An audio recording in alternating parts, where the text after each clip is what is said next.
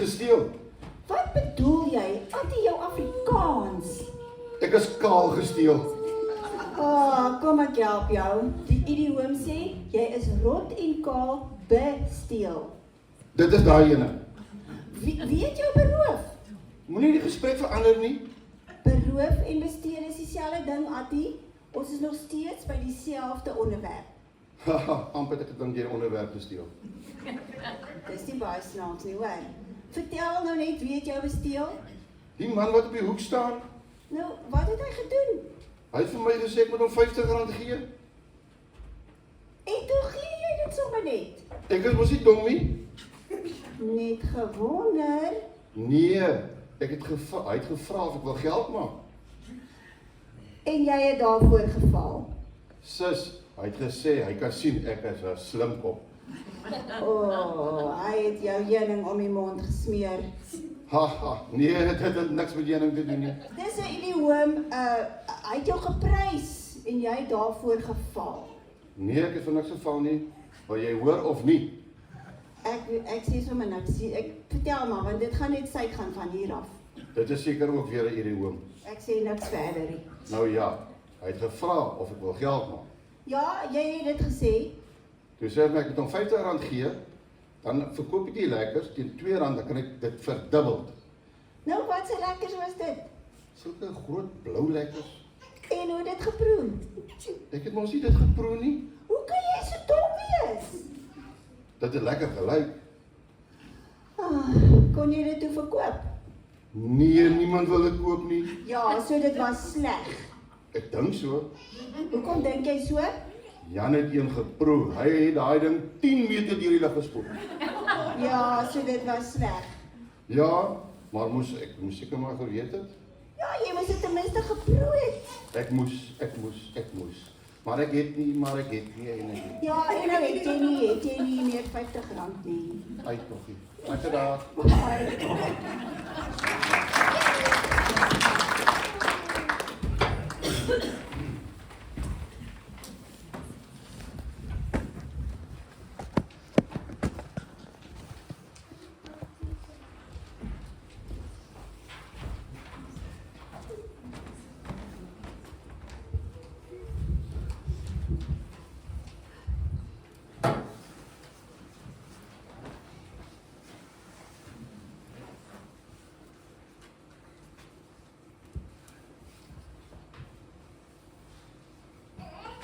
Ek vanmôre wonder ek, hoekom is dit so dat mense as hulle ouer word, wil hulle sekere liedjies nie sing nie.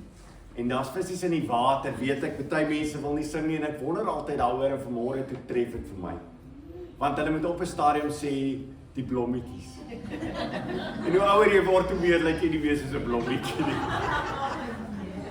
Anyway, dis waar ek gedink het. Goed. Ons gaan die Gibeoniete hanteer vanmôre en ek wil hê julle moet julle Bybels oopmaak by Josua 9. Josua 9.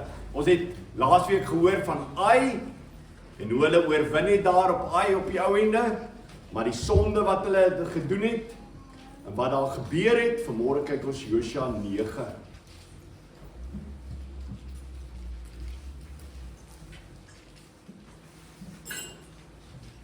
Josua 9, ons gaan lees van vers 3 af.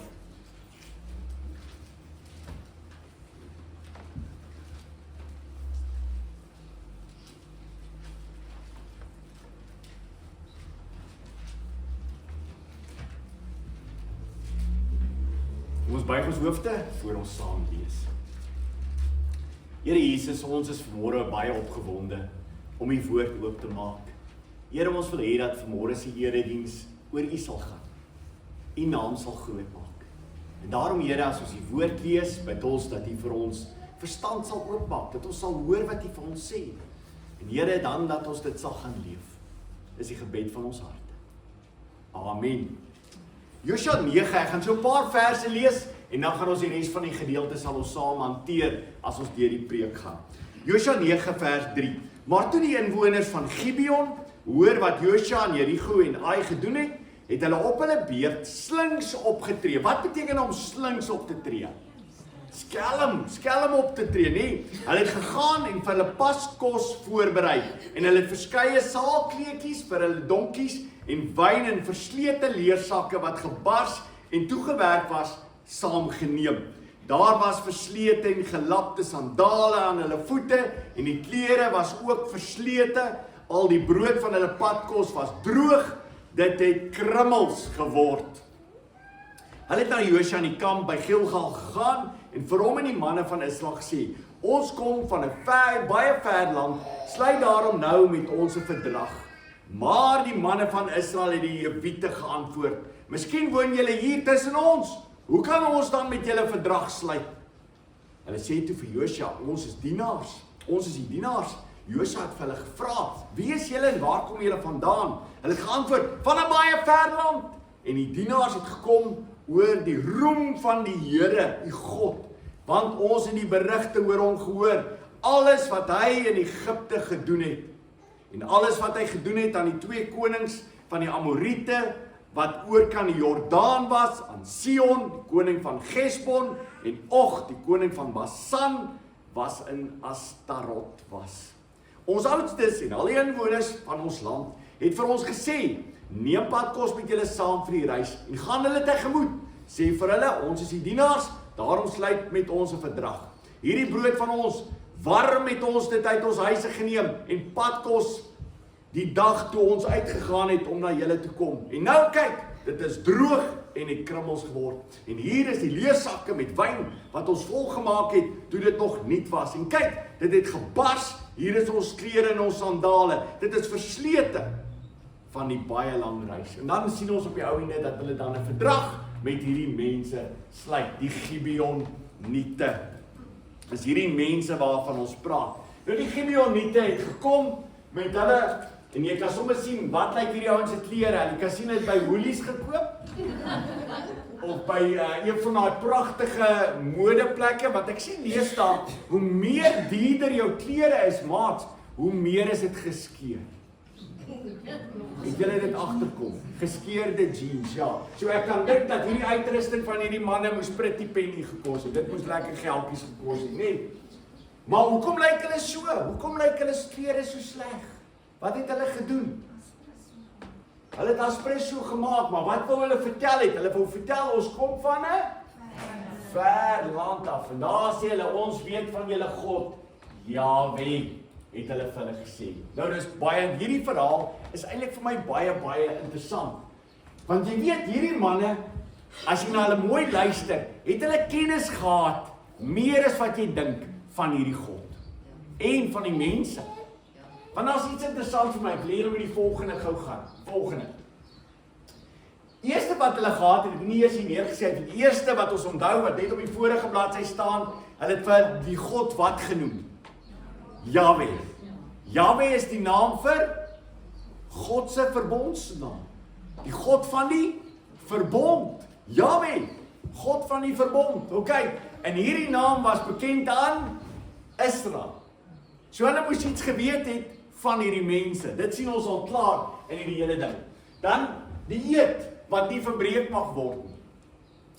Hulle weet hulle God is groot, hulle noem hom Jahweh, sy naam die God van hulle verbond, die ek is. Deuteronomium 20 vers 10 tot 15 is baie interessant en ek wil julle moet gou daarna blaai. Wat gaan oor die hele gedagte van 'n verbond wat gesluit moet word met 'n ander volk. Kom ons kyk gou daarna. Kom ons blaai saam. Deuteronomium, die eerste 5 boeke van die Ou Testament, Deuteronomium, en ons kyk vers 20, hoofstuk 20. Vers 10 tot 15. Dit is baie interessant dat God vir die volk die volgende sê, en kyk mooi wat sê in vers 10. Wanneer jy by 'n stad kom om daarin oorlog te voer, moet jy vir die stad die vredesvoorwaardes uitroep. Okay?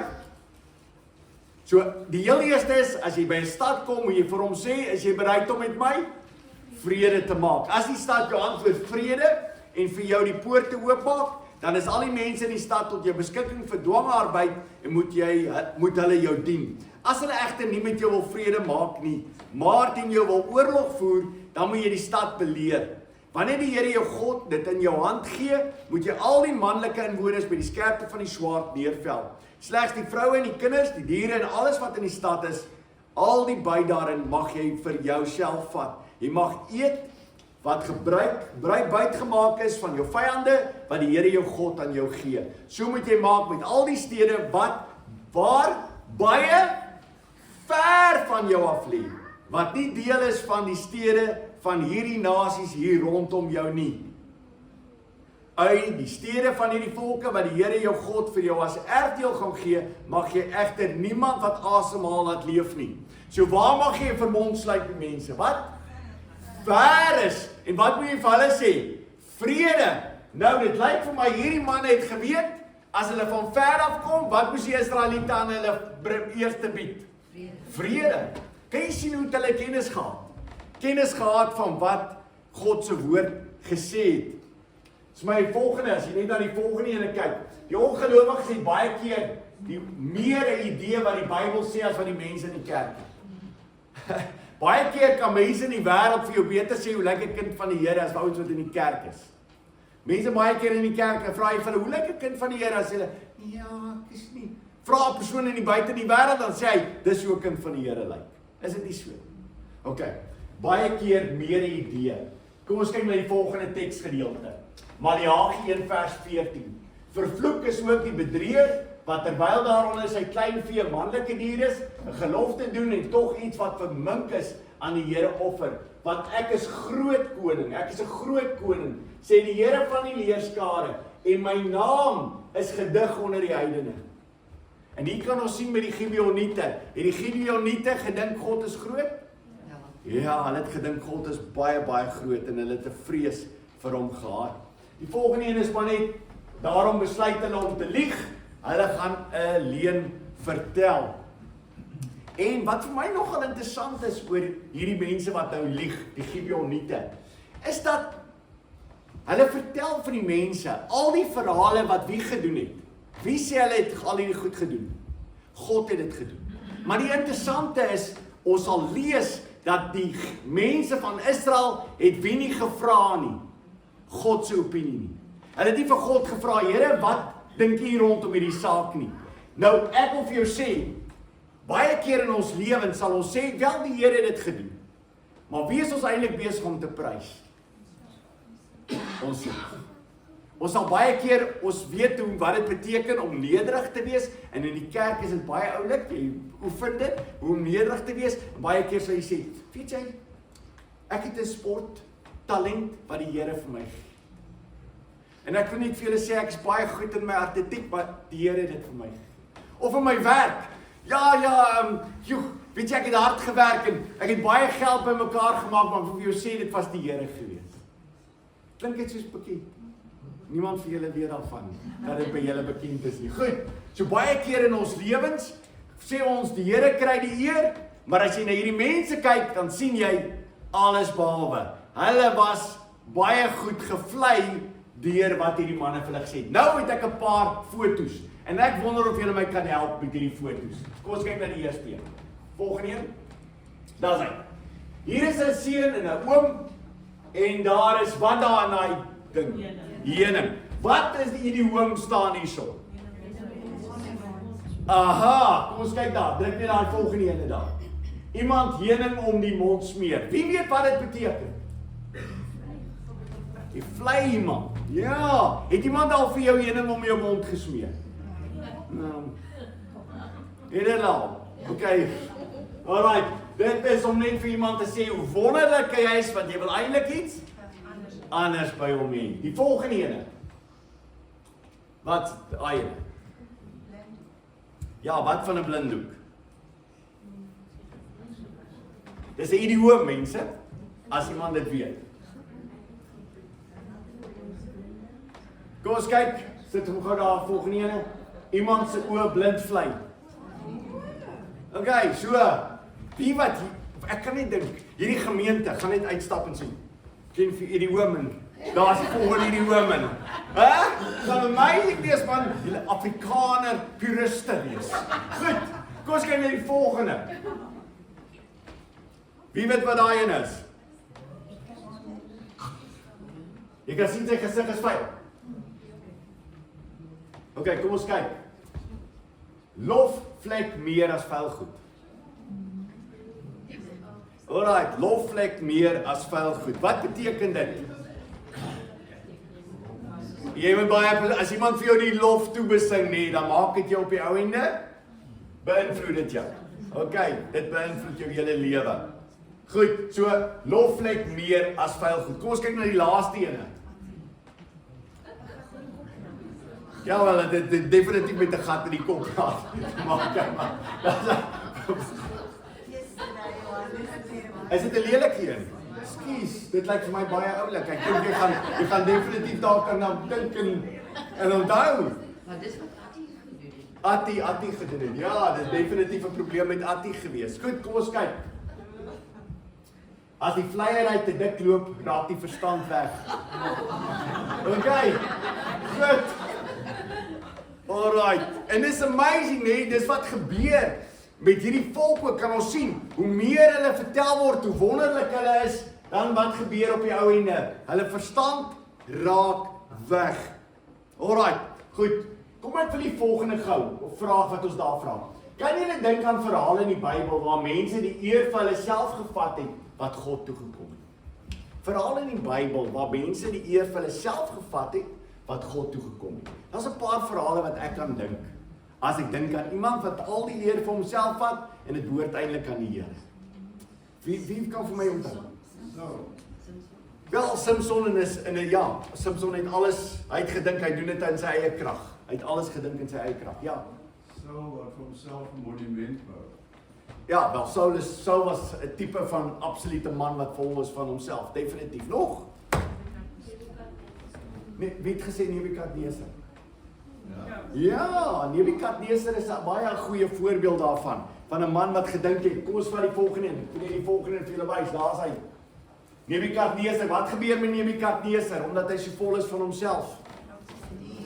Hy raak soos 'n dier. Ja, hy het gesê, "Joeg, ek is wonderlik, ek is groot." Is daar nog iemand anderste wat ek kan gedink het die volgende ene? Is nog 'n koning. Kan julle weet julle wie's daai koning? Herodes, ja, die wurms vreet hom. Nee, hy daal het vir hom geskree. Die stem van 'n God, nie van 'n mens nie. En omdat Herodes die eer aan God gegee het, het die engel hom dadelik getref, nie die eer aan God gegee het nie, het die engel hom dadelik getref en hy is deur wurms verteer. Goed, die ongelooflike is dat eendag in die hel jy nie, die wurms jou nie sal kan verteer. Maar ongelooflik wat hierdie man, die voorbeeld van 'n man wat vol is van jouself. Goed, 2 voorbeelde daarvan, nog iemand. Kom, daar's hy. Handelinge 12 vers 23 en onmiddellik het die engel van die Here hom getref omdat hy die eer nie aan God gegee het nie en hy is deur wurms verteer en het gesterwe. Ongelooflik 'n verhaal. Nee, ons moet altyd die eer vir die Here gee. OK? Alles behoort aan die Here. Alles wat ek het, is van die Here, niks uit myself uit nie. Kom ons kyk na die volgende. Ek wil weet, wie van julle is slim? Nou, as ek die verhaal van die Gibeoniete luister, is daar dadelik deel van hulle verhaal wat hulle vertel wat vir my laat sê, ek dink nie dis waar. Het jy al die Gibeoniete se verhaal gelees en gedink, hier is 'n paar goeders wat nie vir my lekker reg klink nie. En ek wonder of julle my kan help. Wat in hierdie verhaal klink nie vir julle reg nie? Wat die Jode moes opgetel het. Kom ons kyk gou die volgende foto net daar. Hier is 'n paar van die goeders wat hulle doen. Hulle sê eerstens die brood het krummels geraak, né? So daai brood is baie oud. Die sandale was stikkend. Hulle klere was stikkend. Kyk daar's al oral gelap. En daar's ons die wynsakke is stikkend, geskeur. OK? En ek het nog 'n ding hierso by die kaart. Waar die Israeliete op hierdie stadium is en waar hulle moontlik was. Hulle sê hulle kom van 'n baie ver land af. Wat is vir jou leidrade of wat kyk jy na hierdie verhaal en sê by jouself, iets klink nie vir my hier reg nie. Jy luister daarna en jy sê, iets is af van hierdie verhaal.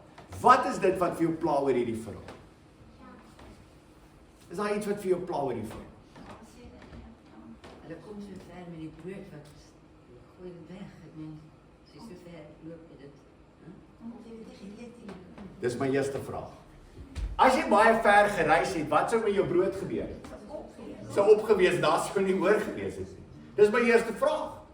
Hoekom het jy brood oorgehad wat droog geraak het en krummels geraak het as jy ver gereis het? Okay? Het enige van julle 'n probleem om julle padkos klaar te maak en dan ry jy 'n paar uur? Okay, en dan as jy so 'n paar uur verder, dan kom jy aan die ander kant en sê, kyk my hele kospaadjie, hier is hy nog vol, maar hy het oud geraak. Dit maak nie sin nie. Dis die eerste vraag wat ek sou gevra het. Ek sou geluister het na hulle en ek sou vir hulle gesê het, mense, hierdie verhaal klink nie vir my reg nie. En die eerste verhaal sou ek gehad het oor die brood. Dit sou my eerste vraag gewees het rondom die brood. En ek dink baie keer mense luister te maklik wat mense sê, omdat iemand sê, so sê die Here, Here, dan luister almal wat hy sê. Die woord van die Here sê, toets dit aan die skrif. Dit maak nie saak of koning Delila of wie ook al het vir jou gesê het nie. Jy toets dit aan die woord. Okay, baie belangrik. Is daar nog iets wat jou pla oor hierin? Die sakke wat geskeur het, al die water het uitgeloop. My vraag, hoe het julle so lank gereis? Want dis die tweede vraag wat ek wil vra. Die eerste vraag is, hoe het julle kos oor? Die tweede is, as die kos opgeraak het, hoe het julle bly leef? Dis my volgende vraag. Hoe het julle bly leef? Ek meen, al julle kos het opgeraak, of het het hard geraak, wat stupid is. Maar ek bedoel, julle het nie meer kos gehad om te eet nie. Julle wynsakke was stikkend gewees. Hoe het julle oorleef? Hoe het julle oorleef? Okay, die wynsakke sê hulle daar maar reggemaak, so hulle kom daar nog so 'n bietjie water daar net, dis piekfyn, maar die kossies was klaar. Die ander ding wat my ook pla oor hierdie verhaal is, dat almal se klere en skoene so min of meer op dieselfde tyd stikkend geraak het. Dit sou my ook gepla het oor dit. Wat nog? Wat sou jy nog gepla het oor dit? Wie wat pla my ook? Wat my pla is hulle kom van 'n baie ver land. En as jy van 'n baie ver land afkom, wat weet jy? Die reis is ver. Onthou, hulle weet waar dink hulle is God se mense op hierdie stadium. In hierdie gedeelte. Om die waarheid te sê verder onder toe, want hulle weet van Egipte. Hulle het gelukkig nie gesê van die ander wat hier naby is nie, want dan sou almal gevra het, hey, hoe is dit moontlik dat julle die ander verhale? Hulle het geweet van Ai, hulle het geweet van Jericho, maar hulle vertel die verhale wat aan hierdie kant gebeur het, in Egipte gebeur het. So my vraag is, as dit is wat hulle weet, en hulle kom van 'n ver land af, wat sal jy outomaties gedoen het as jy geweet het hoe ver jy gaan reis? Jy is 'n voorsorg getref. Jy is 'n voorsorg getref. Daar's nog 'n paar goed wat my pla.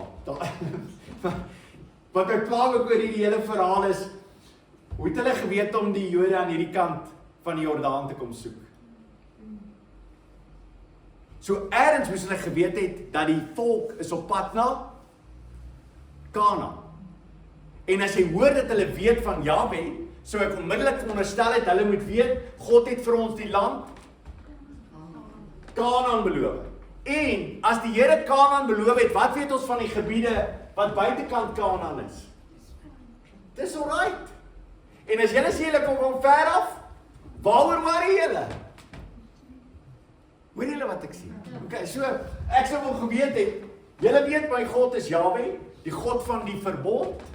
So as julle weet hy is die God van die verbond, wat se verbond het hy met my gesluit? Hy het vir my beloof, hy gee vir my Kanaan. En as julle sê julle kom van ver af, waaroor is julle bekommerd? Okay, so ek dink nie baie keer is dit goed. Hulle sê vandag jy moet krities goed lees. En baie keer is baie keer ons probleem, ons lees nie meer krities nie. En ek beloof jou die tyd van eie haai moet jy baie meer krities lees en omtrent niks glo nie. Okay, die beste is glo 99% nie en die 1% wat jy moontlik kan glo, maaks goed seker. Want die meerderheid van die goed is leuns. Wat jy wel kan glo is die woord van die Here. Dit is definitief wat ons kan glo. Goed, kom ons kyk na die volgende een. Okay, daar's net so 'n paar van die goedes wat ek gesê het. En dan 'n ding wat vir my interessant is, ek weet nie of julle weet van Hamlet. 'n Ding wat hulle hier gesê het, Hamlet, die Shakespeare. Och, ek het soveel kennis oor hierdie goeie. Moet asseblief nie verder oor Hamlet vra nie. Goed. Daar's 'n gedeelte in Hamlet en ek smal oor hierdie ding wat hy sê altyd. Hy sê, "The lady doth protest too much, methinks." Dit voel vir my, as ek na die mense met hulle klere kyk wat stikkend is en hulle skoene wat stikkend is, dan dink ek aan hierdie gesegde. En dink vir myself, julle het bietjie te veel probeer doen om te wys hoe ver julle vandaan gekom het. Is dit nie? Julle het 'n bietjie te veel is julle besig om vir ons te vertel. Julle is besig om dit aan te dik. Goed, nog 'n Afrikaanse spreekwoord wat ons gebruik. Goed. Alraai, kom ons kyk die volgende. Hulle vra nie vir God nie. Ons is baie keer so seker van ons saak, ons het nie God se advies nodig nie. En baie keer wat mense doen is, hulle gaan vra nie God se advies nie. En 'n goeie manier om advies te vra is om te vra vir die Here en dan om manne van God te soek en vroue van God te soek om met hulle daaroor te praat en advies te kry. Maar die Israeliete was selfvoldaan. Hulle het gedink by hulle self, hulle weet alles. Hulle het nie nodig om God se advies te vra nie. Hier vertel hulle jou en dan vir ons presies. Hoekom het ons nodig om vir die Here te vra? Goed, kom ons kyk na 'n paar tekste. Spreuke 3 vers 5. Vertrou op die Here met jou hele hart. Op jou eie insig moet jy nie staat maak nie. Ken hom in al jou weë en hy sal jou paaie reguit maak. Och, het ek daai teksvers al uit konteks uitgepoor. Okay, so ken hom in al jou weë, dit beteken in alles wat ek doen, sê ek Here, ek soek u pad vir my lewe. En wat sal hy doen? Hy sal jou wys, hy sal jou lei, hy sal die pad vir jou wys waarheen jy moet gaan. So vertrou nie op die Here met jou hele hart, en op jou eie insig moet jy nie staat maak nie. Hierdie brein, ek hoor daarvan as mense vir my sê, hoor hierso, ek wil net vir jou sê, ek het 'n gesonde verstand ontvang. Dan dink ek met myself, het jy reg? Ek dink jou verstand is 'n bietjie na die sondeval daarmee heen. Alright, so niemand van ons het 'n gesonde verstand nie. Ons verstand wil altyd die verkeerde doen. En daarom het ons te sê, ken hom in al jou weë. En hy sal jou paaie reguit maak. So moenie vertrou op jou eie verstand nie. Is almal met my dat jou verstand is pretty bad? So niemand het 'n goeie verstand nie? As iemand vir jou sê hy het 'n goeie verstand, raak bang. Alright, goed. Kom ons kyk na die volgende teksvers. Jakobus 4 vers 13. Baie mense doen dit. Hulle sê, kom nou julle wat sê, vandag of môre sal ons na hierdie of daardie stad gaan en 'n jaar daar deurbring en handel dryf en wins maak. Hierdie ou hy's op plat. Hy het beplanning. Hy het sy dagboekie en sy dagboekie is beplan elke dag is vol geskrywe. Maandag, Woensdag, Donderdag, is al van my boekie met datums opskryf. Nie raas nie. Maar as jy by jouself dink, dit is wat ek beslis gaan doen, dan het jy 'n probleem. Want alles wat jy moet doen, moet jy weet, die Here kan enige oomblik dit tot einde bring. Alright. Die Here kan enige oomblik dit tot einde bring. So, hierdie persoon, hy sê, ons gaan 'n jaar daar deurbring, ons gaan handel dryf en ons gaan wins maak. Klink soos 'n man wat vol is van homself. Vers 14. Julle weet nie eers wat môre gaan gebeur nie. Is daar iemand wat weet wat môre gaan gebeur? Kan jy dink hoe baie geld sal mense maak op die JSE as hulle weet wat môre gaan gebeur?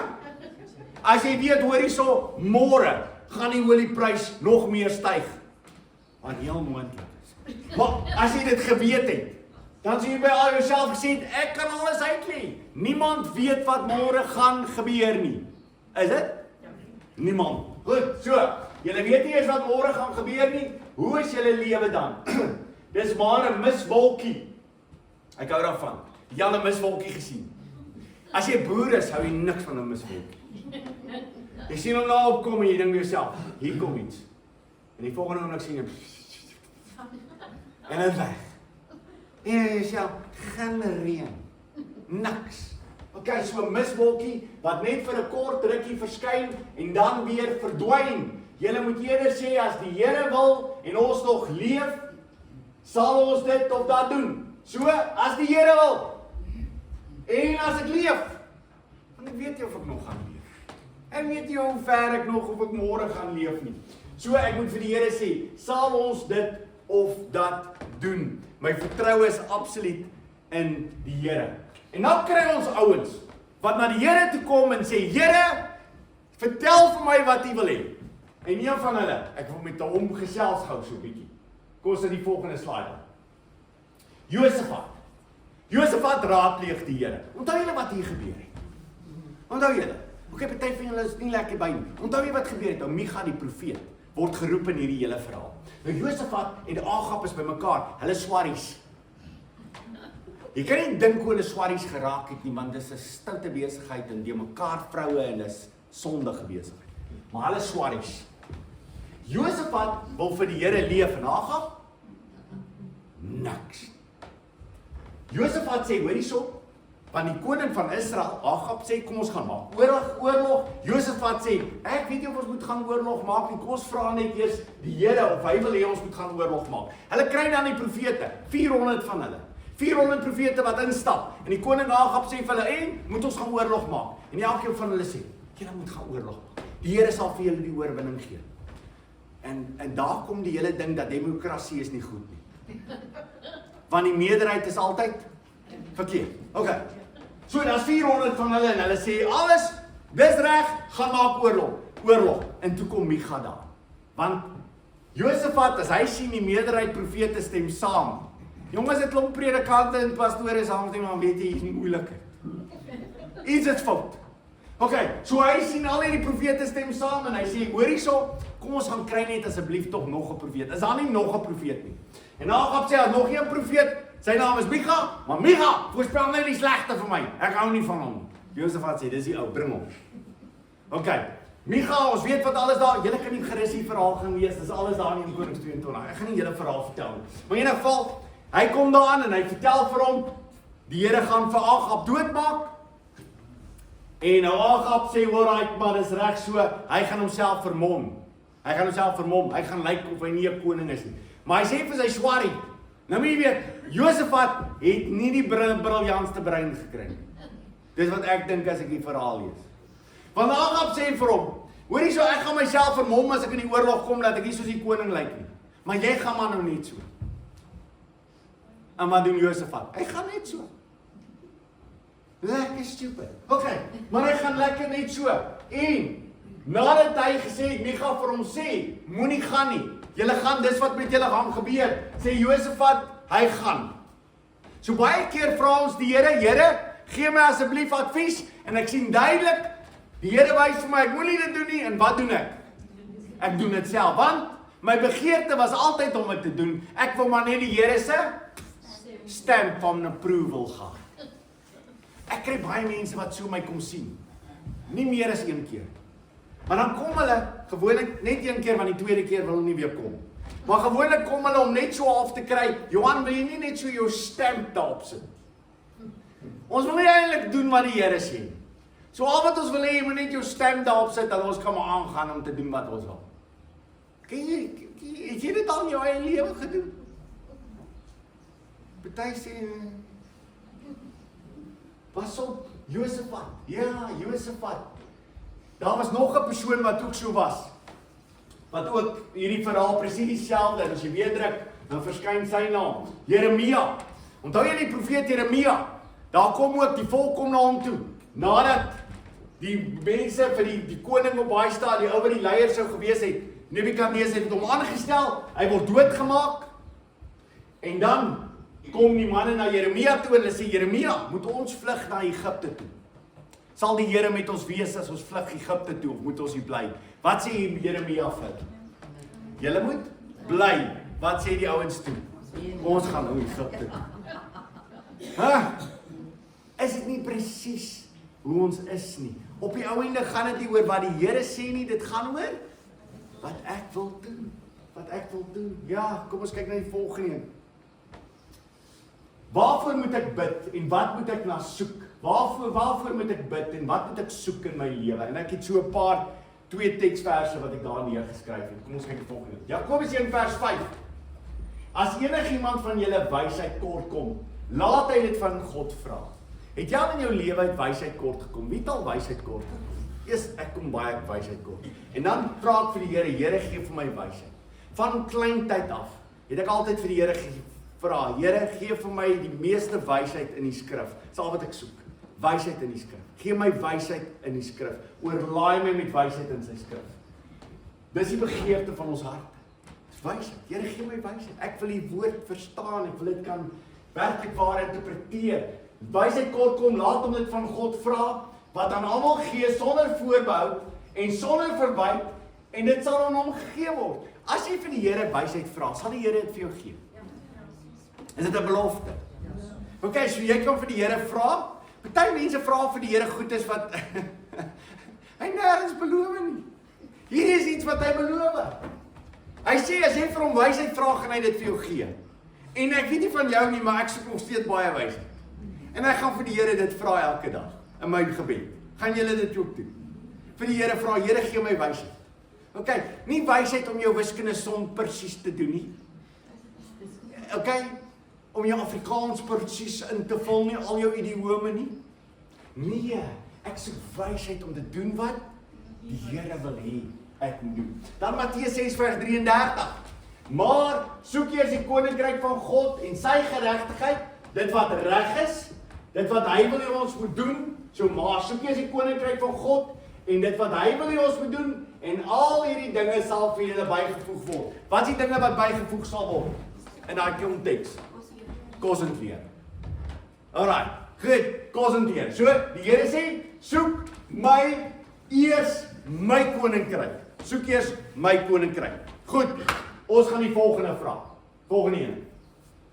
Watter vraag moet ek vra as ek besluit wil neem? Kom ons kyk na die volgende. Ek wil 'n beroep kies. Ek wil hê julle moet my help. Baie van julle moet op 'n stadium 'n beroep in jou lewe kies. Hoe weet ek wat om te word? Okay, daarbo is 'n onderwyser. Dis gewoonlik die boonste ouens van die echelon, ja. Dan 'n dokter. Goed, en dan 'n boer. Ek kan sien die man hou van trekkery. Dan 'n ingenieur, skilder, veearts, brandweerman, rekenmeester, bouer, programmeerder. Programmeerder weet ek nie meer met AI nie. Okay, maar as jy programmeerder, moenie worry oor die spelfout nie, dis AI. Goed, dan verpleegster en 'n lokomotiefdrywer en daai moet eintlik 'n chef wees of 'n kok. Hy het sommer gesê, "Chef kok." Maar dis alright. Ons gee nie om nie want hy is AI. So ons is bly dat hy iets gedoen het. Goed, hoe weet ek wat ek wil word? Hoe kies ek tussen daai beroepe? Vra die Here om vir my te lei, nee. En hoe kies ek dan? Hoe kies ek tussen beroepe? Goed, so die Here gee elkeen van ons, gee hy sekere vaardighede, sekere dinge wat ons kan doen. Maar dan moet ons vir die Here sê, Here, dit wat ek wil doen, wil ek wat doen in daai beroep? Eerstens, U naam verheerlik. Okay, so ek kies nie 'n beroep omdat dit die meeste geld het. Ek kies nie 'n beroep omdat dit die meeste status het. Ek kies 'n beroep omdat ek sê, Here, in hierdie beroep wil ek vir die Here lewe en wil ek vir sy naam uitvertel vir die wêreld. Kan ek vir julle vra, in al hierdie beroepe, kan jy in al hierdie beroepe vir die Here leef? Ja, okay. So jy weet, ek kan sien daar is nie 'n predikant by nie. Hy het natuurlik die hoogste beroep, hy gaan na bo uit. Nee, ons hoef nie dit te doen nie, want in elke beroep wat ons doen, moet ons vir die Here getuig. So elke beroep maak ons sy naam groot, maar dan weet ek gaan in die beroep nie om geld te maak nie, maar om sy naam uit te dra in die omgewing waar ek is. En as dit jou grootste begeerte is, sal die Here vir jou geleenthede gee om dit te doen. Okay, so, daar is jou beroep. Praat met mense wat wys is, wat vir die Here lief is, dat hulle saam met jou kan praat oor jou beroepskeuse. Kom ons kyk na die volgende een. Hoe kies ek dit? 'n Vroutjie of 'n mannetjie? Hoe kies ek hulle? Wie kan vir my sê hoe kies ek hulle? Jy kyk na hy sê, wow, jy is 'n stamme. En dan sê jy, woe, dis sy laat my are kook. Okay, my bloed vloei. Okay. Ja, sy gaan definitief, maar hoe ouer as sy word, moet sy nog steeds jou bloed laat vloei. So is baie meer wat in haar hart ook is. Alright, die Here het jou gemaak, jy kan maar 'n mooi meisie kies as jy 'n man is. Vroue, julle kan maar lelike ouens kies. Goed. Maar die wonderlike is, kyk ook wat in haar hart is. Baie belangriker is wat in die hart is. Jy kan 'n vrou, jy kan 'n ouetjie trou wat baie handsome is en mooi is, en haar eerste rukkie maak hy die deur vir jou oop. Kom my dame, en hy stap vir jou oral. Die beste manier is gewoonlik om te kyk, hoe hanteer hy sy ma? Gewoonlik 'n goeie leidraad. En deesdae is hulle sommer baie erg. Hier kom sommer duidelik agter, hierdie mannetjies is moeilik. Alright, so jy begin mooi kyk vir hom, hou dop. En wat sê die Here, met wie moet ek trou? Gelowige, so dis die belangrikste. Jy trou met 'n gelowige. En dis nie iemand wat sê, "Ai, ek is 'n gelowige nie." Begin met hom te praat oor die woord van die Here. Alright? Moenie vir hom sê het jy Jesus lief nie. Wie wat is interessante? Jy vra vir mense, het jy Jesus lief? Hy sê, ja, Jesus lief. Gaan jy hemel toe? Tuurlik gaan ons hemel toe. Almal gaan na die hemel toe. Dan weet jy. Almal gaan nie hemel toe nie. Okay? Maar gewoonlik, ouens sal vir jou enigiets vertel. En as hy vir jou lief is, my mens, vertel hy jou die wonderlikste dinge. Maar nou kan hy nie wegsteek om hy van die Bybel weet. So, nou begin jy met hom te praat oor die woord. En jy sê vir hom, wat dink jy van hierdie gedeelte? En as hy so dowwe uitdrukking, dan weet jy, dis nie sy intellek nie. Dis omdat hy nie weet wie die Here is. Alright, so, weet julle nou om te kies, mans en vroue? Is julle reg? Okay? Okay? As jy dink ek kyk spesifiek vir jou, ek kyk spesifiek vir jou. Goed, alright, kom ons kyk na die volgende gedeelte. Alright, ek wil van werk verander. Hoe kies ek dit? Hoe kies ek ou werk of nuwe werk? Is daar 'n probleem om by die ou werk te bly? Is daar 'n probleem om na die nuwe werk toe te gaan? Hoe weet ek wat ek moet doen? Ou werk of nuwe werk? En kom ek sê vir jou nou, as jy 'n nuwe werk wil hê en is ver weg van Vredenburg af en jy kom die kerk toe hier op 'n Sondag nie, dan stop dit sommer daar. Goed so. Ou werk of nuwe werk? Jy kan maar gaan. Goed. Ou werk of nuwe werk? Wat doen ek? Ek bid daaroor, vra vir die Here wysheid. Wat nog? Ek vra vir myself af, wat is die redes hoekom ek gaan? Alright. En voor dit alles sê ek vir myself, hoorie, is daar 'n plek waarheen ek gaan, waar daar 'n kerk is, waar ek die Here se onderrig kan kry, want as daar nie is nie, maak nie saak wat die werk is nie, ek gaan nie. Dit duidelik. Dis duidelik, nee, alright, so. Kan jy sien hoe belangrik is dit, dat ek die Here vra in hierdie gedeelte, en vra, Here, gee vir my wysheid, maak die paaie vir my oop, wys vir my wat U wil hê. Goed, kom ons kyk na die laaste ene, wat ons gou 'n keuse oor gaan maak. Hierdie ou wil 'n plaas koop. Hoe weet ek of ek 'n plaas moet koop? Nou as jy nie 'n plaas kan koop nie, die meeste van ons hoef nie 'n besluit te neem hier. Ek gaan net na my bankbestuurder toe en ek kyk na die balans en hy sê, ek gaan plaas vir jou nie meer. Okay, so, die meerderheid van ons hoef nie te worry daaroor nie. Maar ek bedoel maar net, jy wil 'n bepaalde besluit neem, jy wil 'n huis koop, jy wil wat ook al doen. Hoe weet ek of dit is wat die Here van my wil hê? Wat doen ek eers? Ek bid al. Ek vra vir die Here, Here gee vir my wysheid. Wat weet ek nog verder? Gaan hierdie plek 'n plek wees waar die Here verheerlik sal word? Sal my kinders, as ek kinders nog op skool het, sal hulle by 'n plek kan uitkom waar hulle vanuit die huis uit onderrig kan kry? Anders moet ek hulle tuisonderrig gee. Is daar 'n kerk naby? Kan jy verstaan, die oomblik waaroor praat ek dan die hele tyd? Waaroor dink ek met enige besluit? Wat gaan beteken vir my geestelike groei? Hoe gaan ek die Here verheerlik daarin? Op die ou ende gaan dit nie oor die plaas koop of die huis koop of die kar koop of wat ook al nie. Dit gaan oor, doen ek dit en gaan ek daardeur die Here verheer. Alright, goed. So, kom ons kyk nou verder. Hulle het 'n belofte. Nou, hoekom moet hulle dit hou as die ander gelieg het? En dan is dit baie belangrik, ons dra die naam van God. Selfs as mense vir ons lieg, is ons bereid om dit te hou. Josua 9 vers 15, en Josua het met hulle vrede gemaak en met hulle verbond. En met hulle verbond gesluit. Hoe sluit jy 'n verbond? Dit doen jy met God in dit.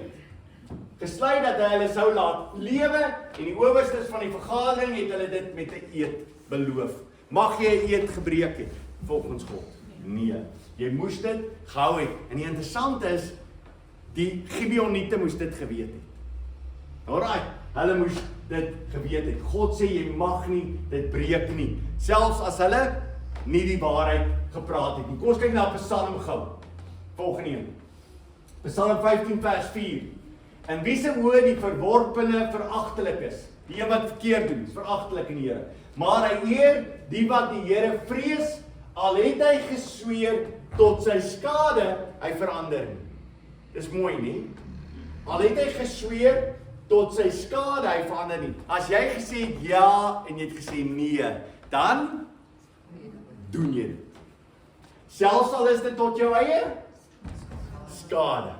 Alright, dis wat die Here van jou vra. Jy bly by dit wat jy besluit het. Jy sê, ek sê vir jou, dis wat ek gaan doen. Dis wat ek gaan doen. En jy sê altyd daarmee saam, as die Here wil. Okay, goed. Dan gebeur iets ongeloofliks. Jare na hierdie verhaal, en ek gaan afsluit. Jare na hierdie verhaal, kom daar 'n nuwe koning, Saul, die eerste koning van Israel. Wie was interessant van Saul? Saul probeer die Gibeoniete uitmoor. Het julle dit geweet? Hy probeer om hulle uit te moor. Ongelooflike verhaal wat daar plaasgevind het. En dan kom Dawid, as Dawid in bewind kom. Kom ons kyk na die volgende een. Saul probeer dit te verbreek. Die teksvers, volgende een. 2 Samuel 21 vers 1. En toe daar in die dae van Dawid 'n hongersnood was. Hoekom het die Here hongersnood gestuur? Sal nou sien. 3 jaar lank, jaar na jaar, het Dawid die aangesig van die Here gesoek. En die Here het gesê, van wie Saul en van wie sy huis waarop bloedskuld is, omdat hy die Gibeoniete omgebring het. Saul het probeer om die Gibeoniete dood te maak. Dawid sal dan vra vir die Gibeoniete wat wil hulle hê, en hulle gaan dan die liggame van baie van Saul se seuns op die paal hang. As kan jy daai verhaal onthou, as jy daaroor wil gaan lees verder. 2 Samuel 21. Maar wat doen Dawid? Dawid moet regmaak. Hoekom? Want God sê, julle het 'n verbond gesluit met die Gibeoniete. En die oomblik as julle dit verbreek, wat Saul probeer het, Saul het hulle probeer doodmaak, want hy wou die grond vir homself gevat het. Toe sê God, dan tree ek in, want julle het 'n verbond gemaak, wat julle gebreek het. Okay, sê julle dit onthou hierdie verhaal? Baie, baie, baie mooi verhaal. En dan onthou, moenie laat mense jou heuning om die mond smeer, nie? Dat jy altyd sal onthou, alles wat in my lewe gebeur het, is as gevolg van God. God kry die eer. Hoe kies ek my beroep? Hoe kies ek 'n vrou? Hoe kies ek al hierdie dinge? Vra vir die Here vir advies. En kyk na sy woord en doen wat sy woord van jou vra. Sê julle dit doen. Wonderlik. Kom ons buig ons hoofde saam. Here, dis wonderlik om vanmôre by mekaar te kan wees. Te kan weet, Here, dat U by ons is en dat U ongelooflik lief is vir ons. Here, hierdie verhaal van die Gibeoniete is vir ons so wonderlik. Dit leer ons so baie. Here, ons het baie keer in ons lewens, dan sê ons, ja, die Here het dit gedoen, maar eintlik brag ek hier binnekant. Eintlik wil ek spog oor hoe wonderlik is. Ek sit maar net altyd die naam by. Here, vergewe ons, dat ons so vol is van onsself. Here, ons wil alles wat ons doen, wil ons vra, wat wil U hê in ons lewens? Here, ons soek nie wat ons wil hê nie, maar ons soek wat U wil hê. Mag U naam verheerlik word. Mag U koninkryk kom. Soek eers die koninkryk van God en al die ander dinge sal vir julle gee. Ons bid dit in U naam. Amen.